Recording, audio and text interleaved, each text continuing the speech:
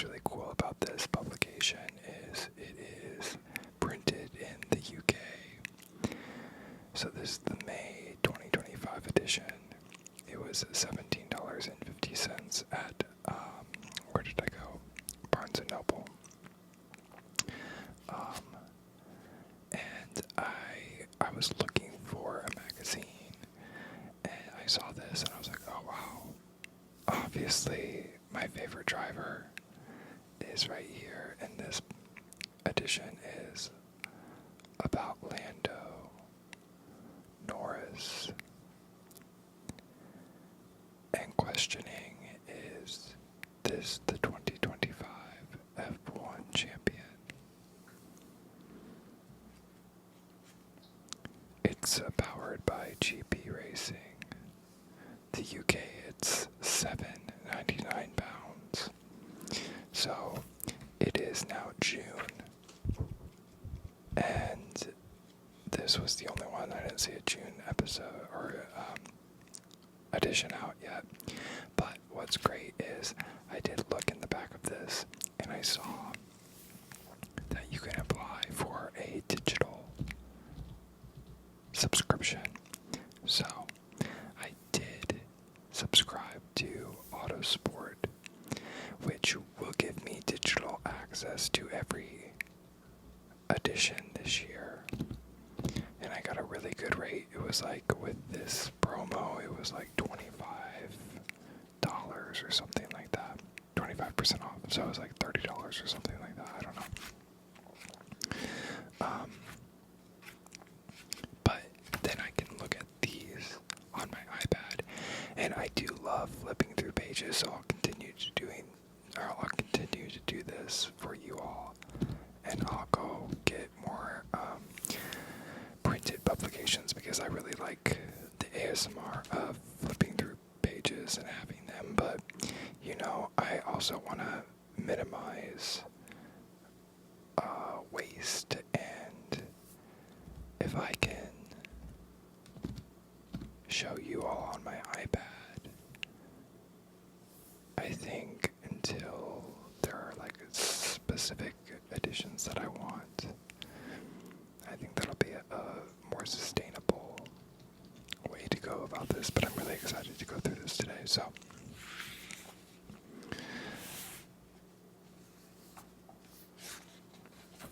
the front page, it shows you, this is from April 10th through May 7th, 2025. There is a tribute on Eddie Jordan. And then it looks like Triple Crown. It looks like endurance preview right here. But here you have the, table of contents.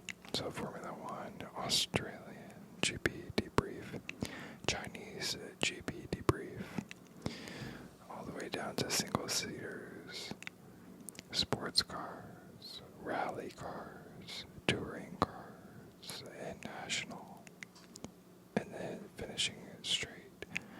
So this is really cool. I was looking on their website. They break things down by the category of racing. So you have Formula One, single seaters, sports cars, and so on and so forth. Ignition. Norris is no longer F1's title apprentice. Is Lando Norris now ready to take Max Verstappen's crown after a strong start to 2025? It's hard to argue that Max Verstappen isn't the most complete driver currently on the F1 grid, even taking into account his and Red Bull's foibles. But Lando Norris has looked like the closet thing to a challenger to the Dutchman over the past year.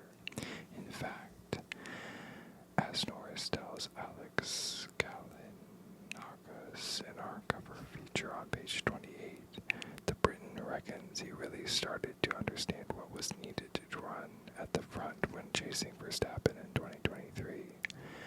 Now, having learned from his up against it title challenge in 2024,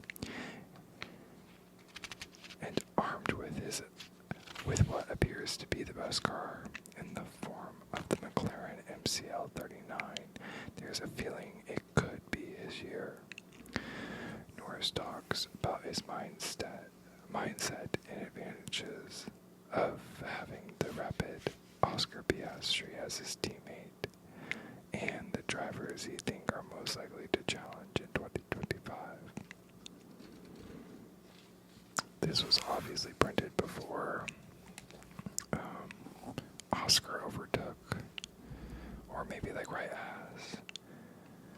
Tread with care, Charles Leclerc. Slick shot. Ferrari is a struggle to hang on to as the clouds open at Melbourne's Albert Park circuit, in contrast to the McLarens of eventual race winner Lando Norris, who's altogether more sure-footed and at this point poised to steam past, sporting a recently fitted set of intermediate rubber. Ferrari paid a high price with its gamble to stay out in the expectation of the rain not worsening in F1 Formula One season opener. We weren't the fastest out there, ruled Leclerc, but in such weather conditions, there was a chance of scoring some big points, which we didn't capitalize on. We stopped a lap late to switch to Inter's losing positions. It's something we'll sort out as a team, looking into our decisions and making sure we make the right call if the situation comes up again. Australian GP race debrief, page 12. Oh wow, look at this. I love this picture. Piastri steps it up in Shanghai. Oscar Piastri reckons the Chinese Grand Prix was the race in which he struggled the most last year, so evidence of the way in which the 24-year-old Australian keeps upping his game could not be more obvious than his commending victory from a maiden Formula One pole position in Shanghai last month. It's been an incredible weekend, he enthused, and the car has been mega the whole time. The tires behaved very differently in the earlier sessions here, but the race we've managed to pull off has been excellent. Chinese Grand Prix debrief on page 14.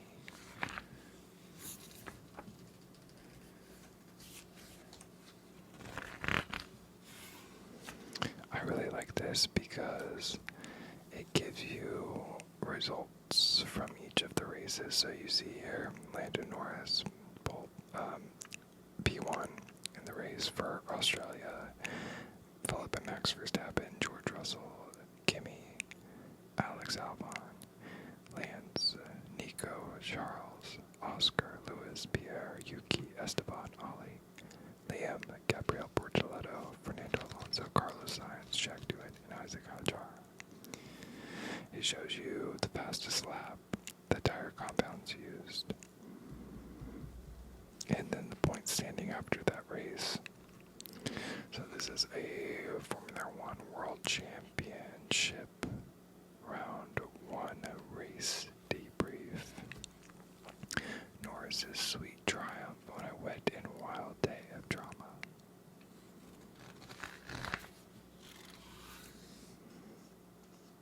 Here's a race debrief from round 2 of the World Championship. Piastri dominates Chinese GP. Hamilton breaks sprint duck. Here we have Oscar Piastri winning the Shanghai International Grand Prix, followed by Lando Norris, George Russell, Max Verstappen. My most complete weekend in Formula One was how eventually 2025 Chinese Grand Prix winner Oscar Piastri describes his efforts in stealing a first career Formula One pole and his first opening victory of the campaign. After taking second in the sprint contest, the victor in the shorter race was won.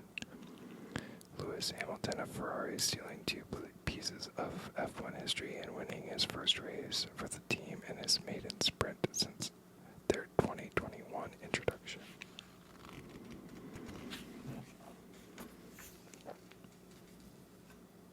There's a tribute to Eddie Jordan.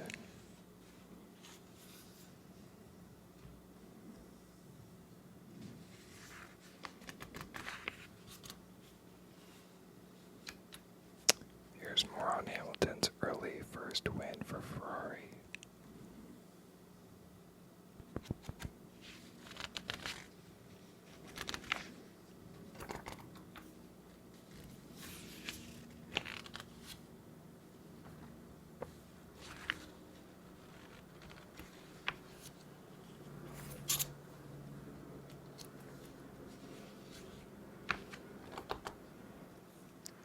Here we go. Here's the main article of the publication.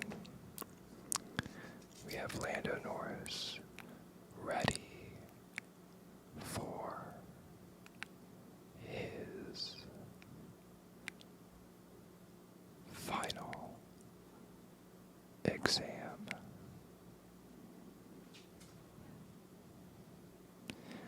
Lando Norris has done his homework. He's confident he knows what he needs to do to take the next step and win the World Championship.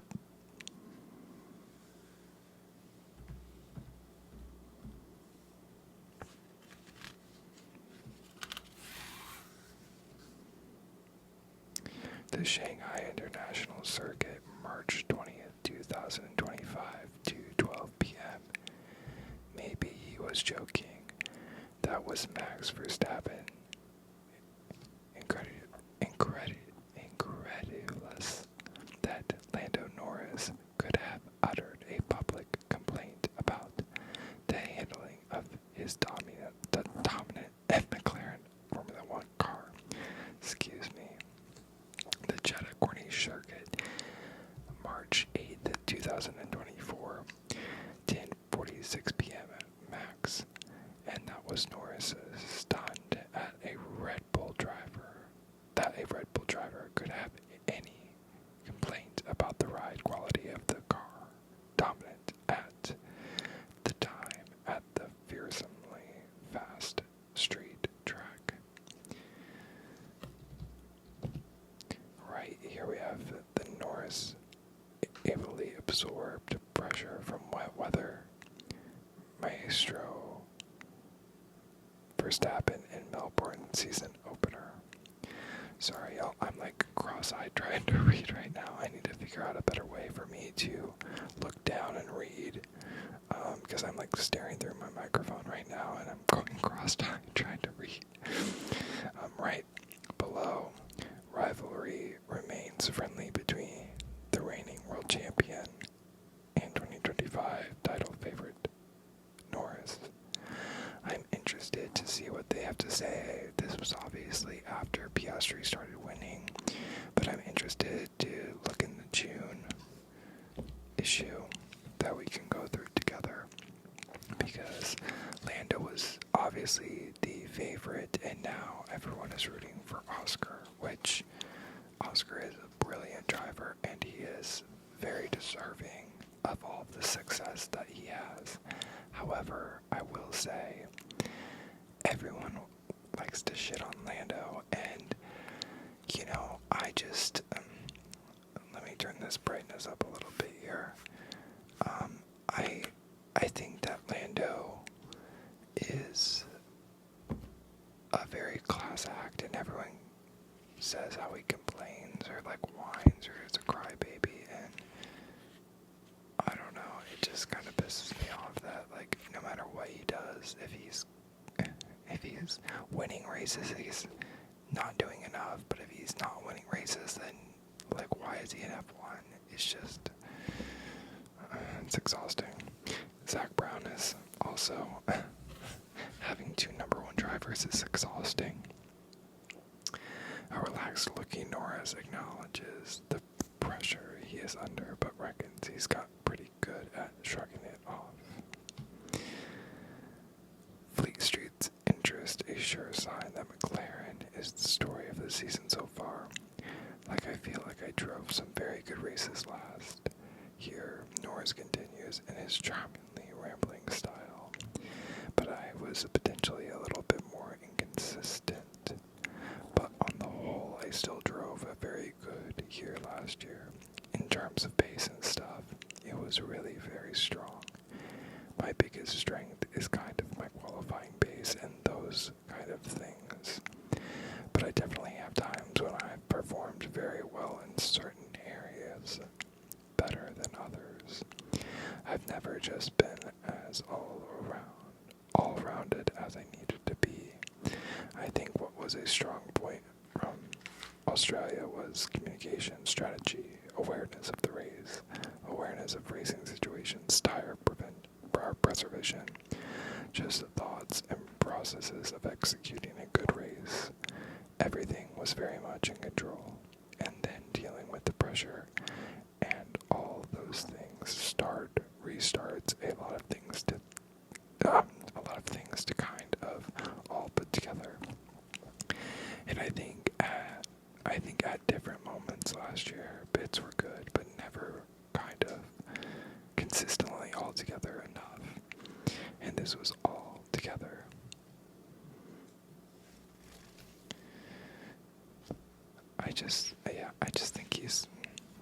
I think he's great. Norris here, after seeing off home hero Piastri for pole, describes the Melbourne weekend as perfect. I love this shot.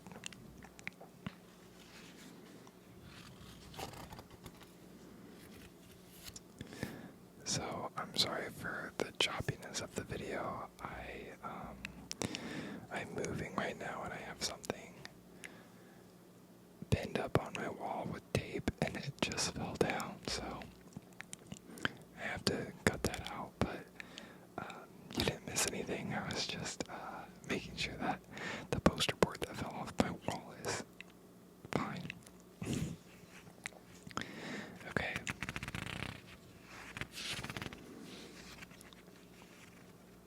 Left shows a fierce competitiveness between the two top talents, which makes McLaren stronger as a team, reckons Norris. Below left, while each driver admits to addressing their weaknesses by taking a direct lesson from the other.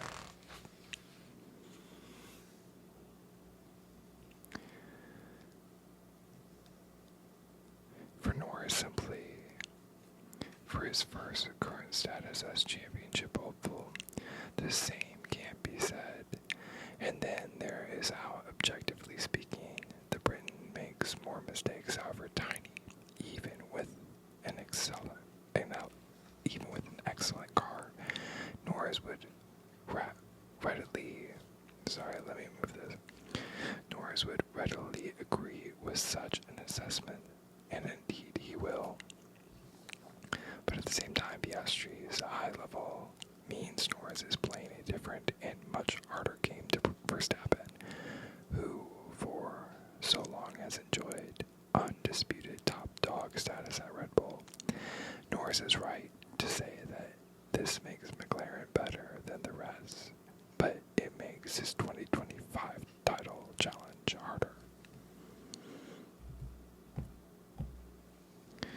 Yeah, it'll be interesting to see how this situation plays out. I think this publication obviously was printed at the beginning of May, so we've had at least 3 races now where Oscar has shown his dominance as well, and Max has obviously shown his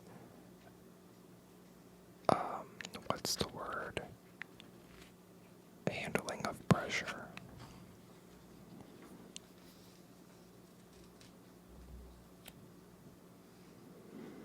Battles with Verstappen in 2023 pushed Norris to his very limit, and the lessons learned are inevitable.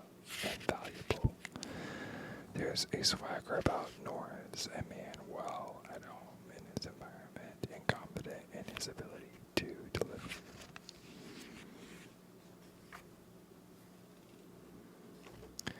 Behind the most recent rebrand, there have been changes of far greater substance and significance going on for what has traditionally been perceived as a junior F1 team. How Racing Bulls is emerging from Red Bull's shadow. Honestly, Racing Bulls is, not in the points, but they're consistently doing better than Red Bull. It shows Liam Lawson and Yuki Tsunoda at the beginning of the year. I love these liveries.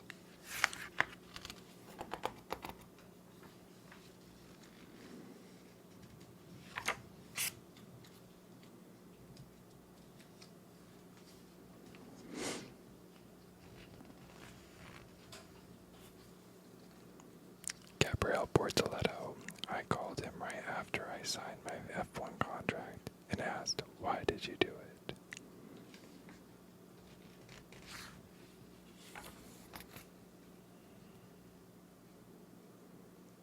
He moved to Europe less than 10 years ago to chase his dream of becoming Formula One driver and achieved it in style. Gabriel Bortoletto is of a special pedigree.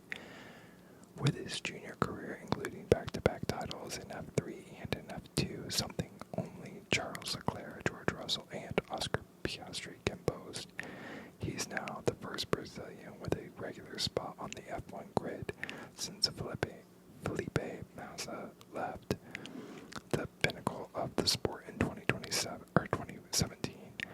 We sat down with one of the F1's rookies of 2025 to talk about his path and about a driver he names as his idol, Ayrton Senna.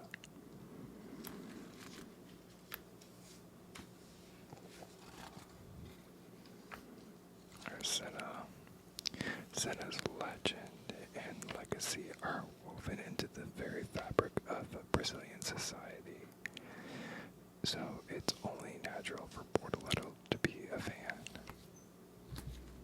I want to prove to myself that that's how I've always been, even with a long-term deal.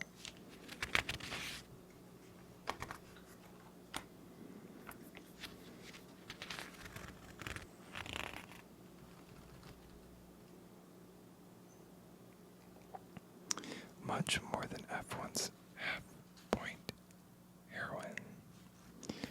It's 50 years since Lella Lombardi became the first and so far only woman to take a points scoring finish in a Grand Prix, but she should have been remembered for more. Since the inauguration of the Formula One World Championship for drivers in 1950, nearly 900 drivers have attempted to qualify for the starting grid. Only 5 of these have been women, just 2 of whom have managed it, with 17 entries and 12 starts. By far the most successful of all these women is Lella Lombardi.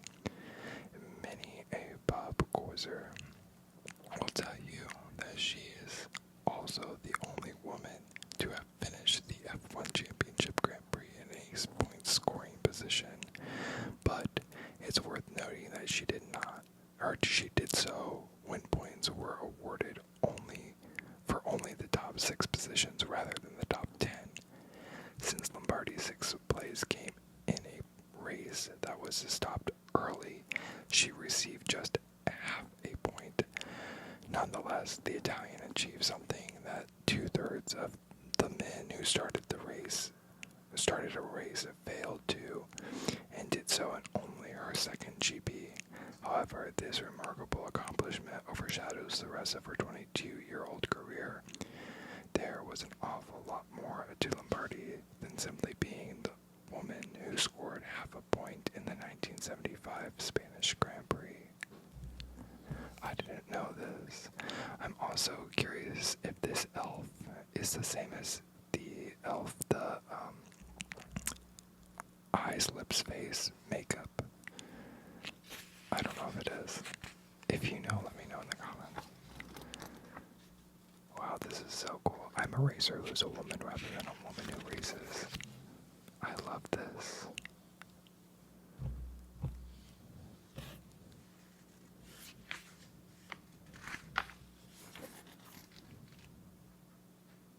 I think I'm saying that right, Layla. I have no idea who this is. I need to educate myself. Too many women feel that motor racing is a masculine affair. Well, I don't agree.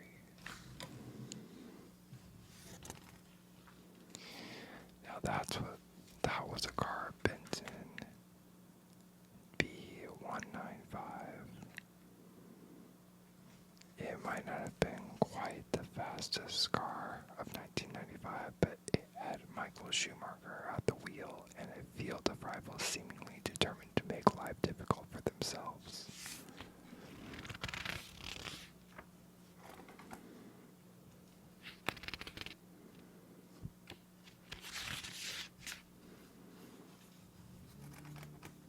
I'm pretty sure this elf is the same. I'm gonna look it up. But, yeah, I think it's the same. Like, I don't know.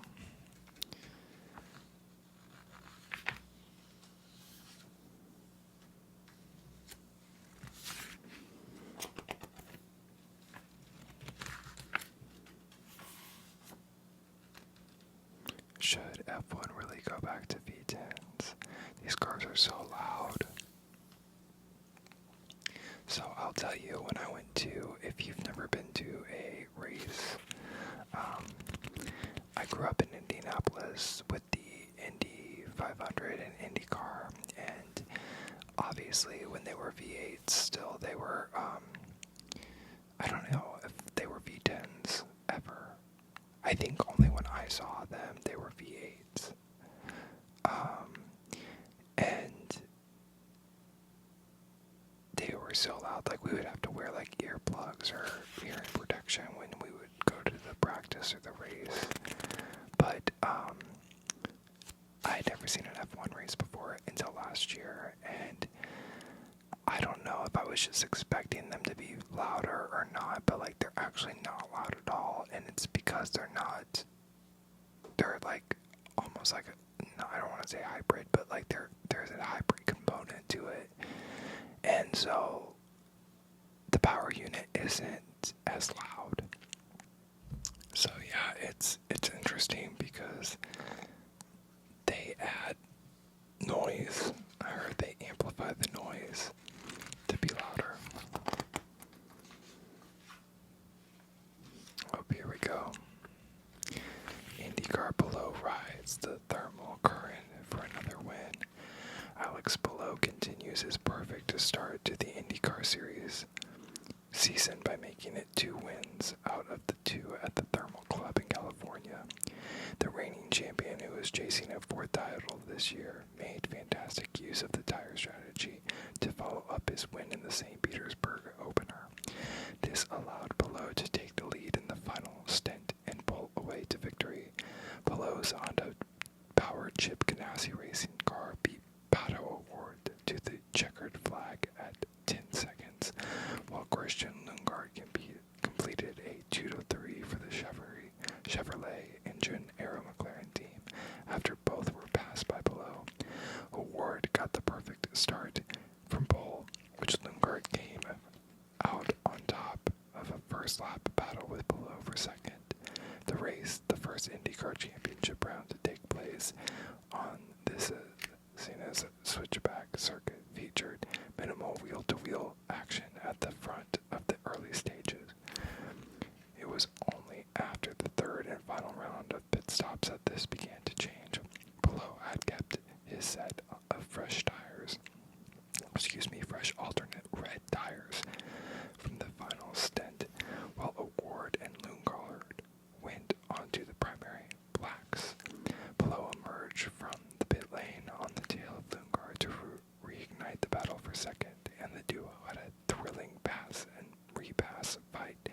as the Spaniard got heat into the rubber before the Dane was finally dispatched. Like Sylvester Stallone, suddenly finding an extra gear and driven below, then slashed the 10's gap to Award before passing the Mexican at turn 7, with 10 laps remaining, then pulling away. Colton Herta was in the top 5 throughout, but had to repass the Sister Andretti Global car for Kyle Kirkwood in the final stint before taking 4th place. Herta was later found to have incorrectly attached anti-wishbone intrusion plates and was docked 10 points, but kept his position. As Kirkwood dropped to finish 8th, Herta only just held on to beat the Meyershank racing car of Felix Rosenquist. Team Penske star Will Power fought from 21st on the grid to 6th.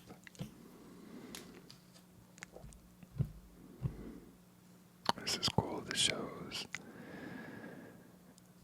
IndyCar Series race winners, Formula 2, Formula 3, Super Formula, and F1 Academy.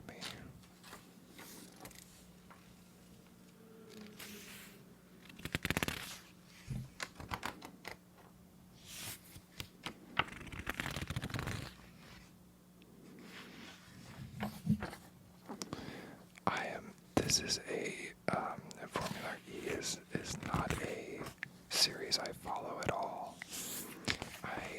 I would like to get into it, but, following F1 and IndyCar, I'm already up at, the crack of dawn to follow both of those, and it's like an all-day affair, so it's like I don't want to get even more invested if I don't have to. I mean, I would, but I can't be sitting in front of a TV all day.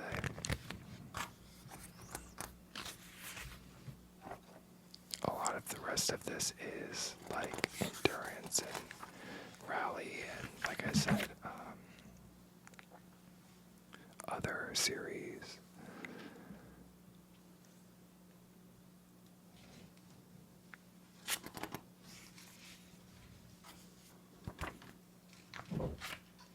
Touring cars.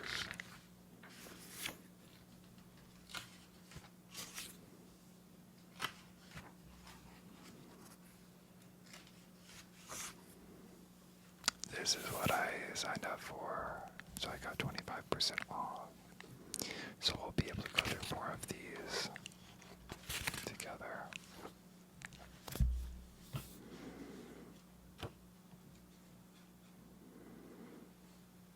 And then this is just a lot of like ads and like notes from the editor.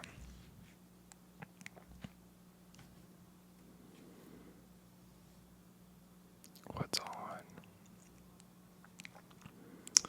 This is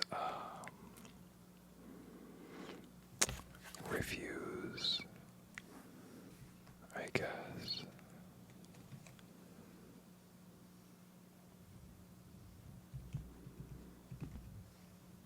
Like archive races and circuit layouts. World Championship endurance.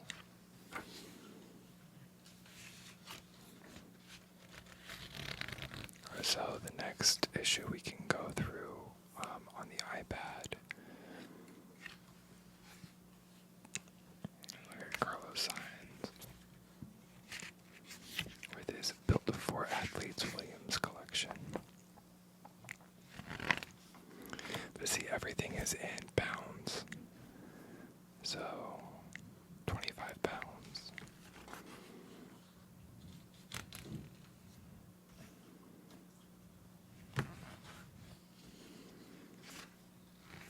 In the June issue, on sale May 8th, what's going on at Red Bull? What is going on at Red Bull? I'm interested to read into that.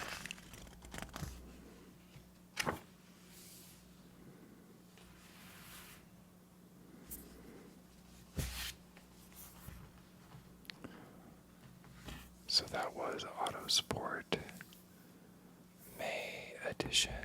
2025, featuring Lando Norris as the main article. I hope that you enjoyed this as much as I did. Again, thank you for putting up with me. I need to figure out a better way to read. I don't know if I can look at the screen and read, or adjust so I can read better. Because right now I'm kind of going cross-eyed when I read like this. But I hope that you were able to cross the finish line into relaxation. And thank you so much for your continued support and comments. It really does mean a lot to me. If there is something that you would like to see more of, please let me know. Comment what you thought about this article. And make sure that you're subscribed for all of the new videos that I'm